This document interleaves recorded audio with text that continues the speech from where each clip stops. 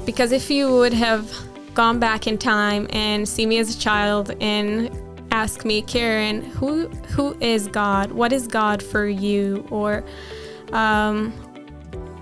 any question about God, I believe I wouldn't be able to answer because God was rules. This is all he was. Wear skirts, do that. Don't eat that, do that. It's more about the rules and the Jewish traditions than it was about God loves us. Why does God love us? Is there a purpose for us? We never talked about it at home. Welcome to this week's episode of the His Hill Podcast.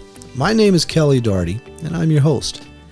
I have with me today a fairly new friend. We met back in fall. She's new at Burney Bible Church, and she's Israeli. Her name is Keren Kasantini. Did I say it right? Yes, I you did. Great.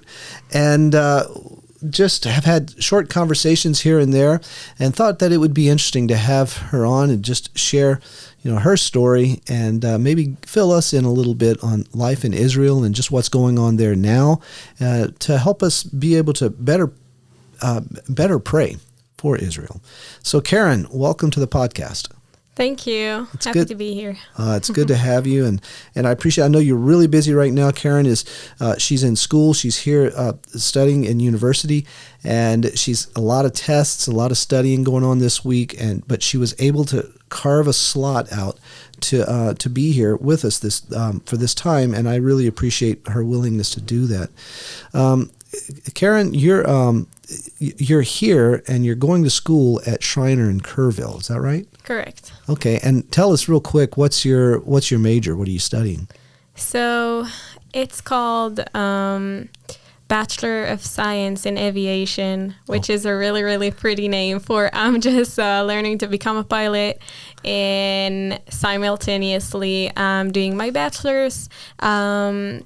It contains a lot of physics, some core courses of just any regular university, some math, a lot of ground school. Okay. So this is what I do, yeah. Okay. And what are you wanting to be a pilot for? Is it just personal interest, or do you want to be a commercial pilot, or what's the plan? So right now I'm aiming to work in an Israeli airline, Okay. the biggest one, which probably is going to be the smallest one here, but it's called El Al. Yeah. So it's actually well known. Yeah, we know about it here. Yeah. Yeah, so this is the airline I would like to work for, but I'm really putting that in the hands of the Lord if he will direct me differently. So that's definitely, That's interesting. So tell us a little bit. Were you born in Israel? So yeah, I was born in Israel. I've lived there my whole life. What part of Israel? So I lived in a small village that is called Nes Harim, which means miracle in the mountains. They took it from Jeremiah, but no one really knows. That's like, we had a miracle there or not. The whole land had miracles, but yeah, so a small village next to Jerusalem. It was in the Judean mountain. It is in the Judean mountains. Yeah, and it's a really, really pretty place in the mountains there. Okay, so it's more in the southern part of the country then. Yeah, it's kind of, yeah, you can say that. Okay. All right. Okay. For me, it's like the center of everything. Oh, okay. But All right. No, that's good. Yeah. How far is it from Jerusalem?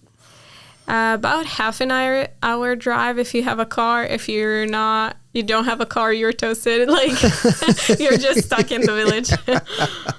Okay. So now, were you born into a Christian family? No. Okay. So I come from a secular family. Okay. And as a child, I was raised. So my parents had their kind of journey in faith or in religion, shall I say, because I really believe that they didn't know God fully, and this is why they were practicing religion and not faith. Okay. So as I was growing up, I was going to a kindergarten in our village, and it was a religious kindergarten. I was wearing skirts. My mom was wearing skirts. We were saving the Shabbat. My brother went to elementary school outside of our village. And it was a very religious elementary school. They learned all of the Toshba. I don't know how to translate it right now, but it will come up. So they learn all of the different interpretations from the rabbis, and he was really practicing religion there. Oh, okay. So we had this phase of being religious family and practicing it, saving the Shabbat, no electricity on Shabbat. All of those rules, it's more rules than faith. Because if you would have gone back in time and see me as a child and ask me, Keren, who is God? What is God for you? Or any question about God, I believe I wouldn't really be able to answer because God was rules. This is all he was. Wear skirts, do that. Don't eat that, do that. It's more about the rules and the Jewish traditions than it was about God loves us. Why does God love us? Is there a purpose for us? We never talked about it at home. It might have been just a way of my parents. Maybe they didn't notice. They never talked with us about it. But I never saw any sense in everything we did because it was just rules. Okay. Never hated God, but never understood him as well. So there's, how many are in your family, your immediate family? So it was me and my brother. He's older than me in 3 years. And my parents. Okay. So there's 4 of you in the immediate family. Now, but you have a larger family. Yeah, I have a huge family. Okay. And just curious for the background of your family, at what point did your family come to Israel? So my dad was born in Israel. Okay. But both of his parents didn't. My grandma, she was born in Iran. And my grandpa, I've never met him, and they didn't talk about him much. I believe he was born in Egypt. Really? Those are stuff I discovered really not long ago because... and they were both Jewish?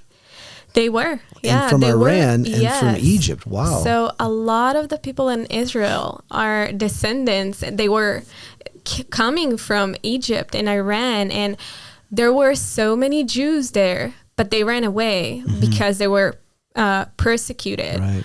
So they ran away. They left everything they had. They had like huge mansions, a lot of money, a lot of properties, great business people. They have businesses.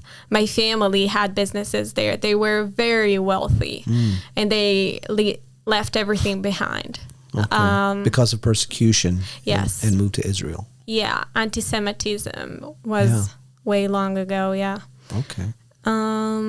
And my mom, she was born in Ukraine, and when she was 19, she came to the land, and her parents followed her after, I think, a year or two. Okay. Yeah. Wow, that's interesting. So you and your brother were born in Israel. You were attending school. It was a religious school, so a lot of religion, and we're observing the Shabbat. Is that right? Yes. Okay. So, and that, just explain to people, what do you mean when you say that, observing the Shabbat? So observing the Shabbat is when it's Friday in Israel. So everybody Well, I won't say everybody, but like 90% of the people in Israel work in Friday like it's the weekend already. So it's a shorter day. The buses, public transportation stops before. So if in like normal day, the last bus will be at 7 p.m. On Friday, it will be maybe 2 p.m. or 3 p.m. So everybody rushes all over to get back to their house or wherever they are going to stay the Shabbat in. And school, I didn't have school on Friday.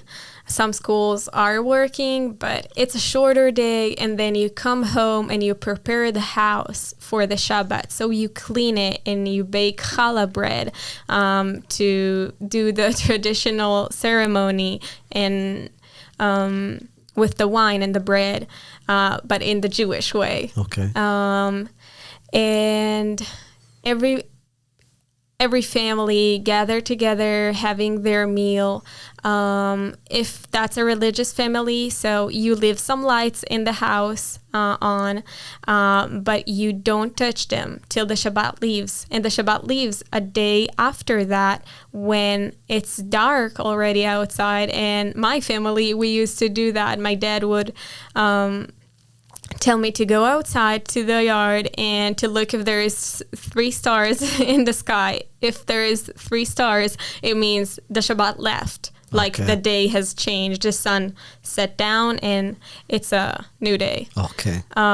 So you save the Shabbat from when the sun set on Friday, and then about an hour after the sun set on Saturday. Oh, okay. Yeah. So electricity, you don't touch your phone, your computer, the television. Some people don't write. Some people don't do anything that can be considered work. Okay. So what do you do? You read books. Okay. You play with your family. You go outside. As a kid, I was always playing outside with my friends because they were coming from religious families as well. So, you just set a time. Okay, we will meet each other next to the tree at 3 p.m. on Saturday, and then you will be there. Okay. Or you just go to their house and knock on the door. Okay. So. Oh, that's interesting. I've never, I have Jewish friends, but I've never really asked anything about that. So that's because, they're all American Christians, so they don't really observe it. So, okay, that's interesting. I appreciate you explaining that to me. So now you were growing up in this, very religious, and how did you end up becoming a Christian? Okay, so I grew up like that, not for long. Okay. My brother is older than me in 3 years, so he experienced it more than me. But when I needed to go to elementary school, my parents had a different, they kind of abandoned the Jewish traditions, and they become more and more secular. Okay. We started turning on electricity and just becoming more and more secular. So when I went to kindergarten, elementary school, it was just a normal one, not a religious one. Okay. So I was in a secular environment, let's call it that. Okay. And this is how I continue to grow up. I went to the high school just next to it. All the villages are going kind of to the same school. Even my father learned there. So I was in high school and I was 16. It was 1 year before my last year.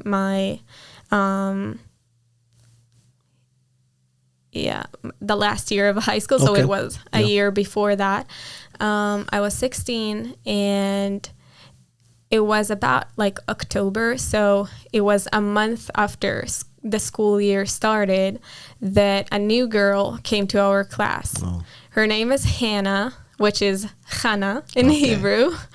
And she she was new completely in this area, and she knew no one. And I immediately came to her, and I was like, "Hi, what's your name? I'm Keren." I introduced her to my friends, and she was just so lovely. And we just became friends. And as we got to know each other, she shared the gospel with me, and she told me she is a Messianic Jew. And I was like, "What do you mean?" I have never, ever in my life, I was 16, and that's pretty old already, but I've never heard about Jesus in the way she talked about him, because Jesus was for the Christian people. I have no relation to the Christian people. I don't mind. They can practice whatever they want, but Jesus is for them. We have the God of Israel. They have this Jesus person dying on the cross, something really weird. Didn't get much into it.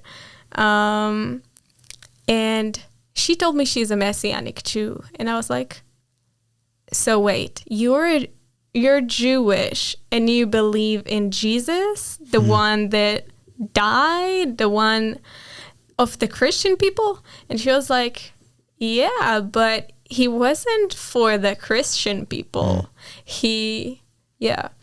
And I was very interested. I started asking her a bunch of questions, like, what does it really mean, and who Jesus is, and wait, so Jesus is the Son of God? But no, we have only one God. God is always saying, I'm one and only. There is only one God. You believe in multiple gods. Like, what is the Spirit you're talking about, and the Son and the Father? This is three, Hannah. This can't be. But she was very, very patient with me, and she explained me everything, giving me scriptures from the Old Testament. She shared with me about the New Testament as well, which I've never read in my life, and I was very interested. And I think the biggest thing was she was sharing with me scriptures from Genesis, and she told me Jesus was there all along. And she didn't use the word Jesus. Yeah, she used Yeshua. Okay. Which is the word I'll use with every Jew. Yes. Because this is really his name in the Bible, and it even sounds closer. Maybe because this is my first language, but it sounds closer to you. And she showed me the scriptures from Genesis that says that God made us in his image. And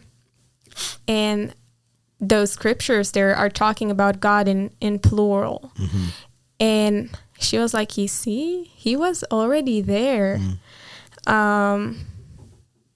And well, the rabbis, what they say, it's because God is so big and mighty, he's using plural.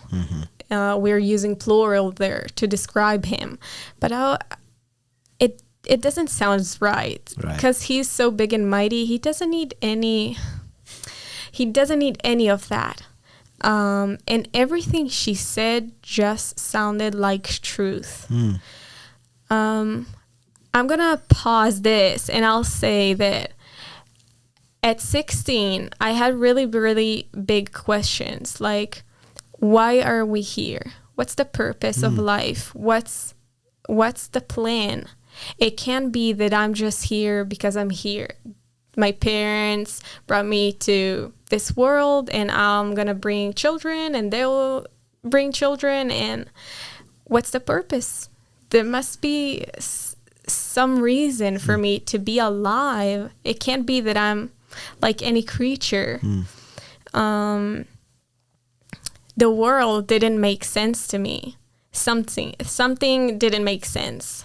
I was sure there must be a reason, and if not, that's gonna be a problem. That's hard to live without having this faith or having this truth that you know why you're here and what you're doing. And yeah, so I had really, really big questions, and I was looking for answers. And this is the moment when God sent Hannah into my life, and she started to sharing the gospel with me.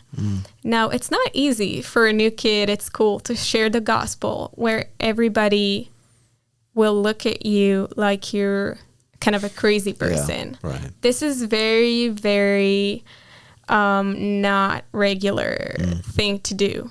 But she did it anyway. So as she was sharing more and more, I became more and more interested. And then she asked me, would you like me to bring you a New Testament? Oh, wow. And I was like, yeah.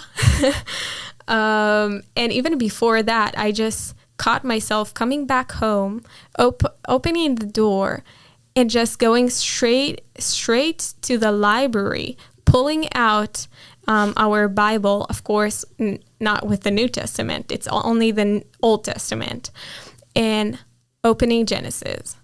So something stirred up in my heart. And because who in the world, like, no, not regular kids in high school coming back to school their house and just opening the Bible. Something was going on. And as I heard more and more about God and about God's plan for us and about his love for us and about how he created a normal family, a man and a woman, and about how he loves us, about how a man should love his woman like God loved the church, the community. Right. It all started to make sense. And then the New Testament was like doing a puzzle, and you have this last piece that is just not there. So this was the New Testament just filling in the blank, filling in the empty space, and making everything so true and so, this is what it was. This is what I was missing. So I really believe that God opened my eyes and my ears to hear and to see for myself. Because as she was sharing with me the Gospels, she was sharing with all of my friends. Oh, really? So there was more in the conversation than just the two of you? So it was mostly the two of us, but when we were sitting in a group, I kept on asking questions. And although all of my friends were just, oh yeah, okay, nodding their heads and moving on. Oh, did you hear that and that? And just proceeding on. But I was like sitting there with my open mouth and thinking about so many things. I couldn't think about anything else. I only thought about what she told me. But all of my other friends, they just kept on going and doing their own things. And I was like, no, I can't move on from that. So it's really interesting. So that is interesting, because obviously the Holy Spirit was working in your heart, had brought you to a point where you were ready to hear these things, and you were, he was really speaking to you and you know, answering your questions that you already had just previously had. That's encouraging to hear things like that, you know. So did you become a believer at that point? So I remember it was my 17th birthday, and my mom wanted us to go with my grandma to this restaurant after school. And I was pretty cheeky back then, like every 17-year-old. And I was telling my mom over the phone, no, Mom, I'm not coming home today. I'm going to go to Hannah's house because they have this gathering of the Messianic youth, and I'm going to go there. So long story short, my mom wasn't very happy about that. Not about the fact that I'm going to the meeting, but about the fact that I didn't go to the restaurant with them. Yeah. But this is definitely what I wanted to do on my birthday okay. with people I don't even know. I didn't know the youth group. I didn't know any one of them. But Hannah invited me to the youth group, and I was sure this is what I want to do today. I had no idea what they were going to do there. So I came there, and all of them came and say, hi, you're Keren. Of course, they prayed about me before I came. I didn't know what that means. But they already knew who I am. And I came there, everybody said hi, and they started worshiping. And I'll never forget that day, because they were worshiping and I felt truth. Now, you'll probably ask, how does truth feel?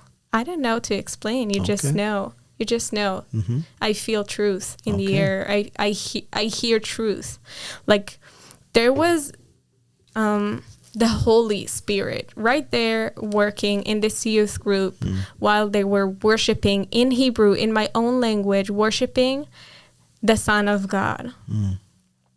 And from that moment on, I started coming every Wednesday to her house. We were like sisters. We were doing homework and then going to the youth group, hanging out with the youth group, learning the Bible, learning about Jesus, who he was, and going back to school the day after. And I became like one, like her sister. And I wasn't a believer yet, but one day I remember coming back home from school.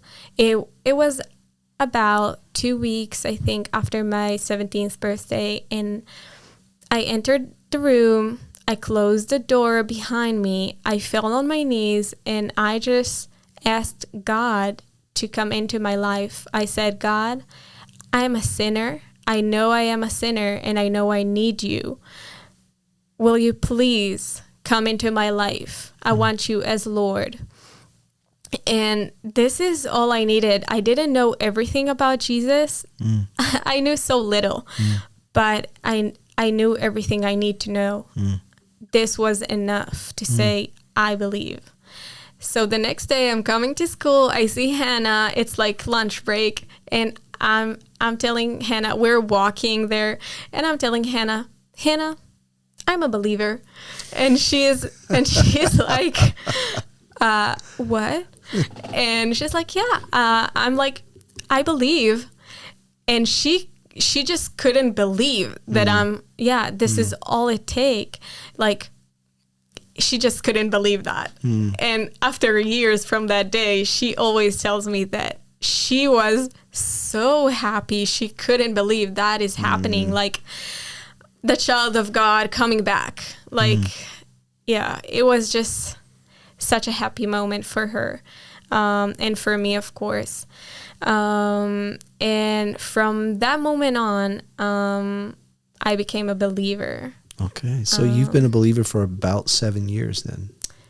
Yeah, I believe so. I would say there is kind of a part in that testimony after I graduated high school. I will tell shortly about it. Even before I graduated. So it was the end of February, I remember, 20 days after my 18th birthday. It was last year of school. And my brother was already in the army. And he was in a course. He became a commander. And he was supposed to have his soldiers coming. His first soldiers ever, that he's going to be their commanders. Right. And so he was in the army back then. At that day, I was at home. It was a Purim holiday where everybody put costumes on. It sounds like you guys have this holiday here that you dress up. And Halloween? Halloween. Yeah. So it's like the Jewish Halloween. Okay. And I was at home, and 3 people in uniform came to our house. And if you're an Israeli, you know where it's going. When they come to your house, it means bad news. So they told my father and I about my brother's death. We don't know much about it, about how it happened and what happened, but this was a very, very hard day for me. From that moment, I had such a hard time. I didn't really want to leave anymore. And, well, God means hope. God means life. And I didn't want to leave. So I turned my back from God. I was like, I know you're real. I know you're the truth. But I don't want to leave anymore. And I don't want to pray. I don't want to do anything. I'm just turning away. I'm turning to the world. This is what I'm doing. I just don't want it. And you were how old?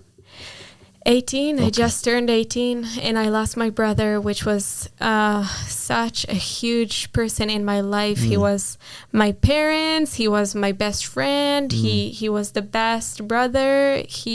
I learned so much from him, and I lost him, and I felt like I've lost so much. So it was really hard to proceed on from that. And in that moment, I chose to turn my back from God. I'm jumping ahead. I graduated high school. Of course, I was living like a dead flesh. I felt like I'm just a body walking around, no soul. I was spiritually dead completely.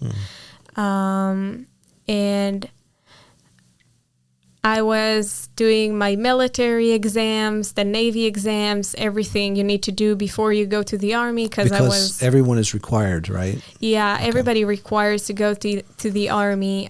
Girls usually serve for 2 years, and guys usually serve for 2 years and 8 months. Before my brother died, I knew what I wanted to do. I wanted to be a combat in a specific unit in the Navy. I was very, very determined. But after my brother died, I didn't know what I want anymore. So I was like, well, I don't know who I am anymore. I don't know what I want to do. So let's just go back to what I was. So I tried to aim to this specific unit, and I really didn't believe I'm going to get in, because I'm a small town, like village girl, never grew up next to the ocean, knows basically nothing, just that I love the ocean, I love to surf. But everybody in the exams there with me were so good, and I was sure I'm not going to get in, but I got in. And I believe this was God's way. So I got into this unit. And this is a special unit, though, isn't it? Yeah, you can say that. I think you're being a little modest with this, but yeah. Okay. Yeah. So you're into this special unit, and go ahead. I'm sorry. And I was after boot camp. I was after the course, and I was stationed in the southest place in Israel, in Eilat, the Red Sea. Okay. A beautiful, beautiful place to sail and to do whatever we did there, to dive. I was a diver. This was part of our unit. And so I got there, and some people... I think you're really holding back a lot on what... But yeah, okay, you were a diver. And yeah. Okay, all right. Well, I'll let you tell your story. All right. And someone from my unit, he was from the area of Jerusalem as well. And he knew that somehow I'm related to the Messianic Jews. Okay. And he was asking me, so wait, are you a Messianic Jew? And I just couldn't answer the question. Am I? Because I abandoned God. I turned away. What am I? It's a really simple question. It's either you believe or you don't. And I knew that God said, do not say you're a believer if you're not following me. Like, that's going to be inappropriate. This is going to represent God in a very bad way because I'm not following him. I'm not living a Christian life. So I didn't want to say, yes, I am, when I'm not living according to God's word. I knew this was wrong.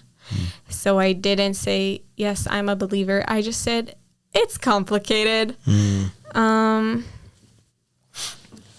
And after that question... Was he Messianic Jew? No, he wasn't. But his very good friend was. Okay. So this is why he knew I'm related to the Messianic Jews. Again, we're such a small congregation, such a small community in Israel. Everybody knows everybody. Okay. So when a person comes to faith that wasn't a Christian before, everybody know who that is. So everybody knew my name before I even knew them, because it's a thrill, you know, another brother, another sister. Yeah, I can imagine. And after that question, I started asking myself, well, do I believe or I don't? And as the days went by, and it was the Day of Atonement, and I remember a rabbi, because every Jewish holiday, there is a rabbi coming to the base. Okay. And a rabbi came to the base, and there was kind of this gathering in this tiny, tiny synagogue, and I went there. I said to myself, let's learn something. Let's hear about God today. Let's see what they have to say. And I went in, and I can't tell you what he was saying, but in some point of this conversation, this gathering, he was saying stuff that were so far from the truth that I just smiled to myself and said, you know that's not true. Just get out of there. It's not for you. Don't do that. This is not the truth, and you know that. Isn't that interesting, you know, how we can turn our backs on God, but he never abandons. You know, he never leaves, he never forsakes. Yeah. But he remains, and he's still working in your heart. He's still speaking. That's interesting. Yeah. So I left the synagogue, walking back to my room, thinking about God, thinking about, well, that was wrong. That was not the truth. And of course, Hannah kept in touch with me all through that time. It was a long period of time that I had boot camp. I had a lot of tough and rough situations that I was crying. I was saying, it's hard. I can't do that. I don't know if I'm going to finish. And that's normal. I just have to say that's completely normal. I wish I could go back and tell myself, Keren, that's normal. You'll get through that. Because this is how it is to be in the army.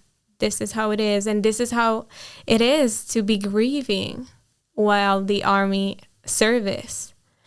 It's hard. So Hannah kept on being such a good friend all this time. She was encouraging me. She was praying for me. Of course, not with me because I didn't want her to, but she was praying for me all the time. And something that I didn't know was that since my brother died, the whole youth group gathered every week and they prayed for me. Oh, wow. They prayed for me every week. I found out this only years after, and how I was shocked. Not because they were praying for me, because, wow, God used them so much. Prayer is so important in our lives as Christians. This is just so important. They prayed for me. It means the world. You can't change that with anything. You can't replace that, a prayer. What can you replace? And the other day, after the Day of Atonement, I went outside. It's like 45 Celsius outside. It's like, I don't know, 110 Wow. degrees Yeah. Fahrenheit. It was very, very hot. It's very hot down there. And I was going outside. No one is outside. Everybody is in Yeah, their I bet. rooms, with the fans on. I was sitting completely by myself there outside, taking the Bible with me, opening the Bible, and saying to God, okay, here I am. I want to come back. I want to go back. Will you take me in? And from that moment, I never turned away from the Lord. And I was baptized a short period after that. Just outside of the base. It was a Sunday morning. On a Sunday morning, everybody goes back to their base, and I was baptized just outside of the base on a Sunday morning. My hair was still wet. I put my uniform on and came into the base, and I was like, guys, I was just baptized, and they were like, what? They didn't know. They didn't understand what it means. But I was so happy. So there were Christians in the area then? No. Oh, yeah. In Eilat, there is one congregation, or maybe two, but mainly one, that everybody knows everybody. And John, the person baptized me, he's a really, really nice man, and everybody knows him. He's sharing the gospel in Eilat all the time and with everybody. He goes to the beach and he's talking with everybody, and he's like the man. Everybody knows John the Christian. And they have a lovely place that is called The Shelter, and it's a small hostel. It's a really, really, really nice place there, and they have meetings every morning at 11. They do worship, and they are talking. They're reading from the scriptures, and they invite everybody. So a lot of people came to faith through this place and through John and the people volunteering there. So this is how God really, really used this place and this city, the southest place in Israel. Wow. People go to vacations there. I hate to stop you, but I know that you have a small window and you got to get back to things. But this is so interesting. But I want to get to ask you some things like, what's it like to, because people don't really understand that Israel is actually full of Jews, Christians, Muslims, Sikh. There's all kinds of faiths that actually do live peacefully with each other. All we hear about is the terrorists, the radical, and how they're very effective in making it very unsettled there. But there's really a lot of people get along from different backgrounds well in the country. Is that correct? Yeah, so I'll say that.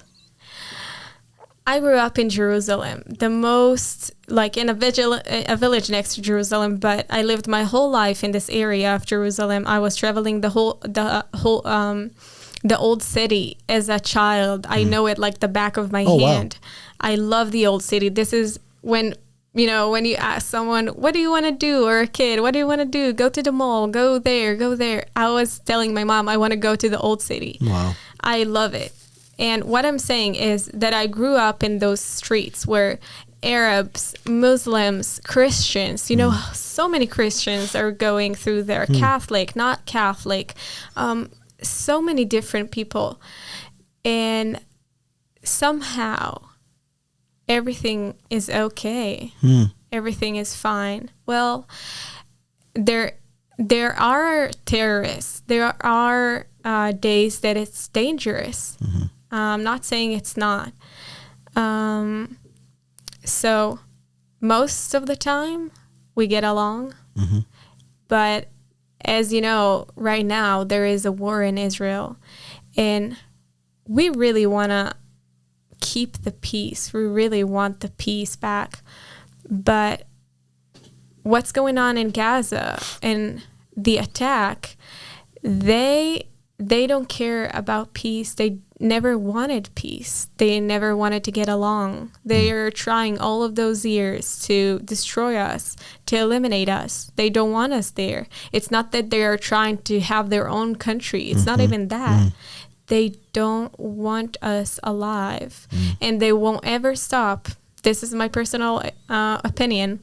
They will never stop. This war will never end, even if it will, this specific one. But there is a war, a constant war. Excuse me. I find this really interesting what you're saying, because what people, it seems like what we're made to believe. What some people want us to believe is that this is a very complicated thing, because you have the Palestinians or the Muslims, and you have the Jews, and they hate each other, and the Jews are horrible to the Muslims, and the Muslims are horrible to the Jews. But really, if you go there, you find that the Jewish people want peace, and they do get along with anybody that wants to get along with them. And so that's what you're describing here, with just how there is peace. But then you get this, like what happened, just a couple of months ago, where you get the Palestinians, that the militant Palestinians, there's nothing but hate, and their desire is to eradicate the Jewish people. So they're all about that, and that's really where the problem is. Yes. And I want people to hear that, because they think that, so often we hear, well, the Jews are just as bad. I don't see where that is. To me, it seems, I never see the Jews being the ones that start these things. And really what's happening is that Israel is defending itself. Go ahead. Yeah. You're saying defending, and this is the key word. What I want everyone to remember is defense. This is what's going on here. We never wanted to fight. Never. We didn't want to fight them. Even when I was being taught in the army how to attack, or it was mainly protect. Wow. It was mainly, we want to teach you how to protect yourself. We don't really want you to attack, but we're going to teach you how to do that when you will encounter this situation. But, Keren, defend yourself and go. Wow. So, as I was being taught, this is what the Israeli Defense Forces. That's what it's called. It's called defense, because it's not, we never wanted to fight them. We just want to defend our people and our country. And there is a huge misunderstanding in the world of what's going on in that war. Okay. People need to understand Hamas is a terror organization. Right.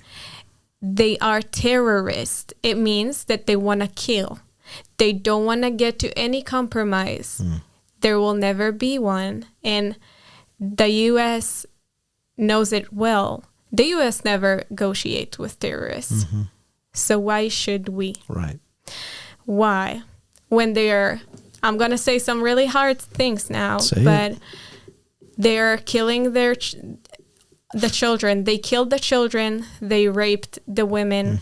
They were doing horrible, horrible stuff. The things I know, the people I know have been through are so horrifying. We couldn't sleep for days just because we knew what was going on there. And I'm not going to get into details because it's such a hard thing to talk about, the things that the terrorists did to the children and the women that they kidnapped and killed and murdered. It's just so horrible. So what I'm saying is that we really want peace, but this thing they did was so terrible that there is no other way for us to handle this situation if not to bomb their gunnery and destroy the tunnels that they built, like 20 meters long depth into the ground from Gaza Strip to Israel in order to attack again. They're doing all of those stuff. We have to destroy it. We are telling the civilians, the women, the children to evacuate. We're giving them time. We never wanted to kill any of those, and we're not. And you're having to bomb those areas where the civilians live because the terrorists have built their infrastructure right among the civilians. Yes, exactly. Yeah, I mean, it's unbelievably evil. They're doing that on purpose. Yeah. They will put a child in front of you in order for you to not shoot. They're doing all of those stuff. And those are the things that people don't hear. No. You know, and all the protests that are going on our college campuses and all that's going on in this country that's pro-Palestinian, it's so twisted. I don't think anybody's really anti-Palestinian. It's anti-Hamas. It's anti-terrorism. But it's so conniving. It's so twisted that it's not a complicated thing. We make it complicated. That this is really this is good and bad. This is evil, and evil is so clever because that Satan is, you know, he's very crafty, is what we find in the book of Genesis, and he can make it seem he can make it seem complicated. He can make it seem that dark is light and light is dark, and he can make it seem like Israel is being horrible, but really, and really anybody in this, there's no excuse for people in the States not to understand these things, because you can find out what is true. And you can find out that Israel is really bending over backwards to be good to the Palestinians. But the terrorists don't want that. And so it's very frustrating for me, and I've actually been excited to have you come on the podcast and to share these things, to confirm these things. How would you like to encourage the Christians that are listening to this podcast? How would you encourage us to be praying for Israel? So there are so many things you can pray for Israel. I'll start from a lot of mental strength for our soldiers, for our people. My friends are fighting. They're giving their lives right now on the border. Our sons, our brothers and sisters, parents, everybody are on the border. People losing their jobs. They can't pay the bill, but they will stand firm on the border. So pray for their strength. Pray that they will be wise, that they will see where the next attack is coming from, that they will be smart in that war, and that God will protect them. We really pray for that. And if we're talking about the future,